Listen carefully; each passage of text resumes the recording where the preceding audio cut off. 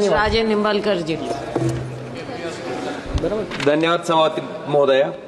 मी केवळ 2 minute railway संशोधन विधेयक 2024 वर चर्चा करण्यासाठी उभा आहे। सभापती महोदय, मला आपल्या माध्यमातून सन्माननीय रेल्वे मंत्री महोदयाचं लक्ष या गोष्टीकडे केंद्रित करायचंय की धाराशिव, तुळजापूर, सोलापूर हा जो नवीन रेल्वे मार्ग आपण त्या ठिकाणी करतोय, याच्यामध्ये सुरुवातीला जेव्हा या मार्गाची घोषणा झाली त्यावेळेस थेट खरेदीच्या माध्यमातून हा प्रकल्प त्या ठिकाणी होणार होता। पण दुर्दैवानं 2022ला काय बदल झाला माहित नाही, पण सक्तीच्या भूसंपादनानं हा प्रकल्प त्या ठिकाणी केला जातोय। थेट खरेदीच्या माध्यमातून जर हे भूसंपादन झालं असतं तर त्या माझ्या धाराशिव लोकसभा मतदारसंघातल्या शेतकऱ्यांना 5 पटीनं त्या ठिकाणी मोबदला मिळाला असता।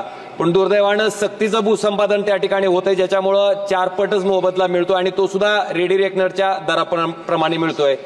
महाराष्ट्रातले जेवढे नवीन रेल्वे मार्ग झाले ते सगळे थेट खरेदीच्या माध्यमातून, वाटाघाटीच्या माध्यमातून झालेत। पण दुर्दैवानं हा जो रेल्वे मार्ग आहे, जो जिल्हा आकांक्षित जिल्ह्यात येतो, ज्या जिल्ह्यामध्ये महाराष्ट्रातल्या सगळ्यात जास्त शेतकऱ्याच्या आत्महत्या होत्यात, मला वाटतं त्या शेतकऱ्याच्या जमिनी त्या ठिकाणी संपादित करत असताना फार मोठा अन्याय त्या ठिकाणी माझ्या भागातल्या शेतकऱ्यावर होतोय।